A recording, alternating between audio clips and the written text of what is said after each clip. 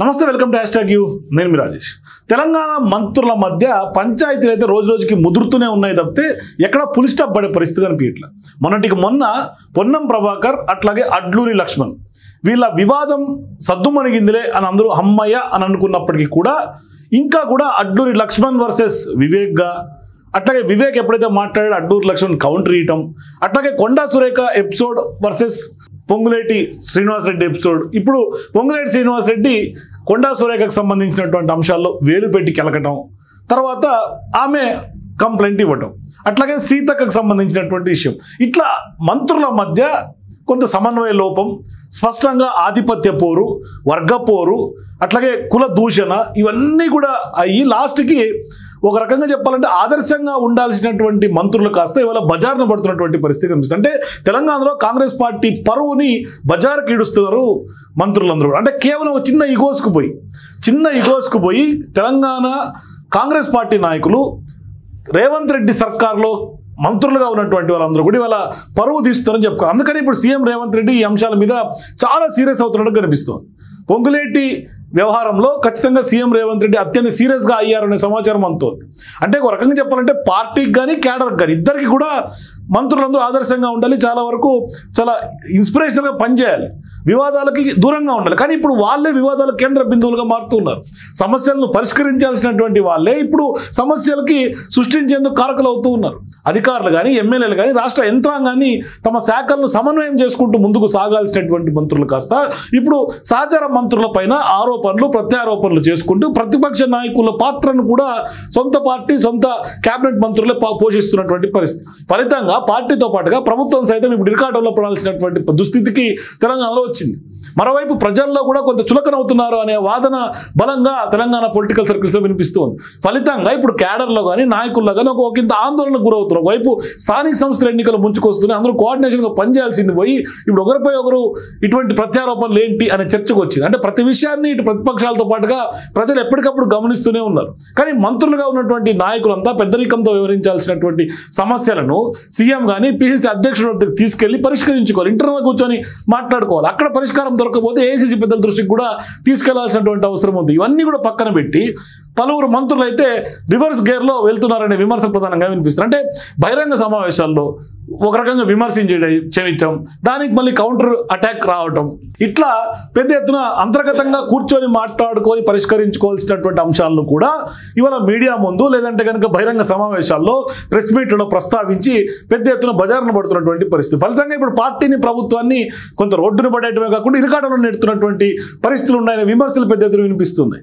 ఇట్లా వివాదాలను గుర్తించినటువంటి పార్టీ ముఖ్య నాయకులు కూడా వాటిని పరిష్కరించే లోపే ఎంతో కొంత నష్టం అయితే కాంగ్రెస్ పార్టీకి వాటిల్తోంది అనేది రాజకీయ నిపుణులందరూ కూడా భావిస్తూ ఉన్నారు.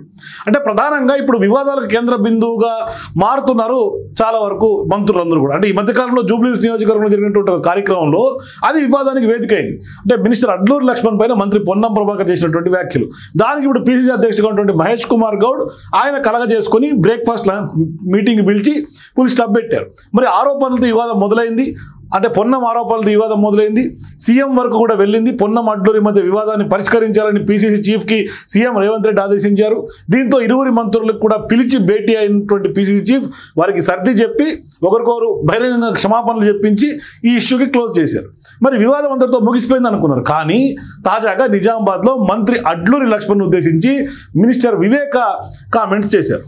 వివేక్ వెంకటస్వామి చేసినటువంటి వ్యాఖ్యలతో మళ్ళీ అడ్లూరి లక్ష్మణ్ రెచ్చిపోయారు, దానికి కౌంటర్ ఇచ్చారు. ఇలా ఈ వివాదం మాటల యుద్ధానికి తెరదీశాయి. ఒకసారి వాళ్ళిద్దరి మధ్య ఏం జరిగిందో చూద్దాం. ఎందుకంటే ఇరువురి మధ్య వివాదం కులాలు ఉపకులాల వారిగా విడిపోయి విమర్శలు చేసుకునే స్థాయికి వెళ్ళిపోయింది.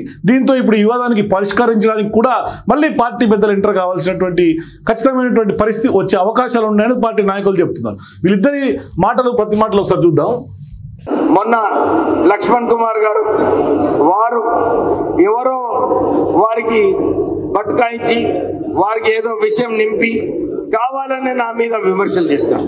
అది కూడా మాలా జాతికి చెందినవని చెప్పి విమర్శలు చేయడం జరిగింది. అక్కడ అందరు చూస్తున్నారు, టీవీలో చూస్తున్నారు, అందరు చూస్తున్నారు. నేను నా ఫోన్ చూసుకుంటున్నాను. నేను ఎక్కడ కూడా ఎవరు ఏం చెప్పినా నేను వినలేదు. కానీ కావాలని నేను దళితుడు ఉన్నాడు నా వారి పైన విమర్శలు చేసినప్పుడు ఎందుకు నువ్వు మాట్లాడలేదని చెప్పి పబ్లిక్ లో ప్రెస్ లో ఇవ్వడము ఎందుకంటే జూబ్లీ హిల్స్ గెలిచే పరిస్థితిలో వచ్చింది. అందరు కూడా అనుకున్నారు కాంగ్రెస్ పార్టీ అక్కడ 12% నెగిటివ్ ఉండే, ఇప్పుడు 5 నేను అక్కడ ఇన్ఛార్జ్ మినిస్టర్ అయిన తర్వాత అది 5% పాజిటివ్ తీసుకొచ్చినాను. అయితే కొన్ని ఉంటాయి, జెలసీస్ ఉంటాయి, కానీ వీరికి మంచి పేరు వస్తుందని చెప్పి కావాలని అర్థం లేని విమర్శలు చేయడం జరిగింది. నేను అసలు ఆ మీటింగ్ లో ఉన్నాను, నాకు ఓర్చుకోలేక వెళ్ళిపోతున్నానని లక్ష్మణ్ కుమార్ గారు చెప్పారు. నేను ఆ మీటింగ్ అటెండ్ చేస్తాను. ఆ మీటింగ్ తర్వాత ఇంకొక మీటింగ్ పోయినాం ఇద్దరం, టిమ్రీస్ మీటింగ్. దాంట్లో ఇద్దరం పక్కనే కూర్చున్నాం. కూర్చొని నేను కూడా చెప్పినాను మంత్రి గారు చాలా మంచిగా పనిచేస్తున్నారని చెప్పి ఆ మీటింగ్ లో చెప్పినాను. కానీ నా మీద ఎందుకు విమర్శలు చేసినాడో నాకు అర్థం కాలేదు. ఆయన అది కూడా చెప్తున్నాడు, అరే నేను మాదిగ కులం అని చెప్పి వెళ్ళిపోతున్నాడని. అంటే ఈ తప్పుడు ప్రచారం ఎందుకు చేయాలి? నేను ఉన్నాను అక్కడ, అందరు చూస్తున్నారు, టీవీలలో చూస్తున్నారు, అన్ని మీటింగ్లలో నేను కలిసి పనిచేస్తాను. అట్లా ఇప్పుడు మాది మాల సామాజిక వర్గం, ఆయన మాదిగ కాబట్టి కొంత కావాలనే జలసీ పూరితంగా చేస్తున్నారు అనేది వివేక్ చెప్పుకొచ్చారు. ఇక అడ్లూరి లక్ష్మణ్ కూడా ఏమంటారంటే, మంత్రిగా ఉన్నటువంటి పెద్దలు వివేక్ గారు నిజామాబాద్ మాలల మా కుల బాంధవుల యొక్క ఆత్మీయ సమ్మేళనం వేసి మా పేరు తీసుకొని మాట్లాడడం జరిగింది. అత్యంత బాధాకరం. ఎందుకంటే ఆ రోజు జరిగినటువంటి సంఘటన అనేది వారి పెద్దలు వెంకటస్వామి గారి యొక్క జన్మదిన కార్యక్రమంలో పాల్గొని నేను అక్కడ ఉన్నటువంటి జూబ్లీ హిల్స్ బయల్స్ పోతున్నా ప్రచారంలో మైనార్టీ వెల్ఫేర్ సంబంధించి దాన్ని పోతుంటే ఈరోజు మళ్ళీ మా పేరు తీసి మాట్లాడడం కావాల్సుకొని లక్ష్మణ్ కుమార్ అని నా పేరుతోని తప్పు అబద్ధం మాట్లాడినానని వారి తండ్రి గారు నాకు టికెట్ ఇచ్చిందని మాట్లాడడం. సరే, ఏదైనా కూడా అఖిల భారత కాంగ్రెస్ పార్టీ నాయకత్వం మల్లికార్జున ఖార్గే గారు, రాహుల్ గాంధీ గారు, మన పిసిసి అధ్యక్షులు ముఖ్యమంత్రి గారి నేతృత్వంలో రేపు ఉప ఎన్నికలు ఉన్నాయి, రేపు స్థానిక ఎన్నికలు. పార్టీ బలోపేతం, పార్టీ ముఖ్యం అందరికంటే, మనందరికంటే పార్టీ ముఖ్యం. మన రాష్ట్ర ప్రభుత్వం నడిపే వాళ్ళం, క్యాబినెట్ లో ఉన్నాం, కాంగ్రెస్ పార్టీలో ప్రజలను ఆశీర్వదించారు. సరే, మన మధ్యలో ఏదైనా ఉంటే సరే, నేను తప్పు మాట్లాడినా మీరు ఒప్పు మాట్లాడినా అనేది మన పార్టీ ఇంటర్నల్ గా కూర్చొని మాట్లాడితే బాగుండేది. ఏదేమైనా కూడా డాక్టర్ వివేక్ గారి యొక్క విజ్ఞతకు, ఆయన మర్యాదకు, ఆయన గౌరవానికి వదిలిపెడుతున్నా తప్ప నేను దీంట్లో ఏం మాట్లాడదలుచుకోలేదు. ఎందుకంటే నేను పార్టీ లైన్ కట్టుబడినట్టు ఒకటే పార్టీ నమ్ముకొని, ఒకటే జెండాను నమ్ముకొని ఈ స్థాయికి వచ్చినట్టు సామాన్య కార్యకర్తను రాష్ట్ర కేబినెట్ లో ఉన్న పార్టీ ముఖ్యం కాబట్టి పార్టీ లైన్ దాటిపోయేది లేదు. వారి విజ్ఞతకే, వారి మర్యాదకే, ఈ అంశాన్ని వారు నిజామాబాద్ లో మాట్లాడిన అంశాన్ని వారి యొక్క మర్యాదకే, వారి విజ్ఞతకే వదిలిపెడతాను. స్పష్టంగా అడ్లూరి లక్ష్మణ్ చెప్తున్నటువంటి మాట. అంటే ఆయన విజ్ఞత, మర్యాద ఆయనకి వదిలేస్తున్నా. ఎందుకంటే అంతర్గతంగా కూర్చోవలసినటువంటి అంశాలు కూడా ఇవాళ బజార్లో లేకుంటే బహిరంగంగా ఒక సామాజిక వర్గం పెద్ద ఎత్తున ఒక మీటింగ్లో మాట్లాడటం కరెక్ట్ కాదు అనేది. ఇక ఈ విషయం అట్లా ఉంటే ఇప్పుడు పొంగులేటి శ్రీనివాసరెడ్డి అట్లాగే కొండా సురేఖ ఈ ఎపిసోడ్ ఒకసారి చూస్తే అది యాక్చువల్గా మేడారం జాతరకు సంబంధించినటువంటి పన్నులకు సంబంధించినటువంటి వివాదం. తాజాగా ఆ వివాదం ఇప్పుడు తెర మీదకి వచ్చింది. అంటే ఇప్పుడు ఆమె శాఖలో మంత్రి పొంగులేటి శ్రీనివాసరెడ్డి జోక్యం చేసుకుంటున్నారనేది మంత్రి కొండా సురేఖ పార్టీ అధిష్టానానికి ఫిర్యాదు చేసినట్టుగా ప్రచారం జరుగుతోంది. అది ఒక రకంగా నిజం కూడా. ఎందుకంటే మేడారం జాతర పనులను పర్యవేక్షించే బాధ్యతను ఉమ్మడి జిల్లా ఇన్ఛార్జిగా మంత్రి పొంగులేటి శ్రీనివాసరెడ్డికి అప్పగిస్తున్నట్లుగా స్వయంగా సీఎం రేవంత్ రెడ్డి ప్రకటించారని కూడా పొంగులేటి వర్గీయులు చెప్తున్నారు. అయితే ఇప్పటికే పనులపైన పొంగులేటి చాలాసార్లు సమీక్షలు చేశారని, సోమవారం కూడా మేడారం సమావేశాన్ని ఏర్పాటు చేశారని కూడా చెప్తూ ఉన్నారు. మరోవైపు మేడారం జాతర పనులపైన కూడా తను ఎవరికీ ఫిర్యాదు చేయలేదంటూ మంత్రి సీతక్క కూడా వివరణ ఇచ్చారు. అయితే మంత్రి కొండా సురేఖ దంపతులపై చేసినటువంటి ఫిర్యాదులో ఇన్ఛార్జ్ మంత్రి పొంగులేటి హస్తం ఉందని కొండా వర్గీయులు ఆరోపిస్తూ ఉన్నారు. తర్వాత వివాదం ముగిసింది, కానీ తాజాగా ఈ వివాదం మరోసారి తెరపైకి వచ్చింది. సో ఇప్పుడు ఇతర జిల్లాల్లో కూడా మంత్రులు, ఎమ్మెల్యేల మధ్య సఖ్యత లేదనే ఆరోపణలు ప్రధానంగా వినిపిస్తున్నాయి. పార్టీలో కొంత ప్రజాస్వామ్యం, అతి స్వేచ్ఛ ఎక్కువైపోయి ఒక్కోసారి కొత్త సమస్యలకు దారితీస్తోందంటే కూడా అధికార పార్టీ నాయకులు అభిప్రాయపడుతున్నారు. ఒకవైపు స్థానిక సంస్థల ఎన్నికలు, మరోవైపు జూబ్లీహిల్స్ ఉప ఎన్నికలు ముంచుకొస్తున్నటువంటి తరంలో ఇటువంటి మంత్రుల మధ్య పంచాయతీలు కొంత ఖచ్చితంగా కాంగ్రెస్ పార్టీ ప్రతిష్టకు భంగం కలిగించే విధంగా ఉన్నాయనేది కాంగ్రెస్ పార్టీ నాయకుల యొక్క ఆందోళన. ఎందుకంటే పార్టీ వ్యతిరేక ప్రచారం చేసుకోవడానికి ఉపయోగపడుతుంది ఇటువంటి వివరాలన్నీ కూడా.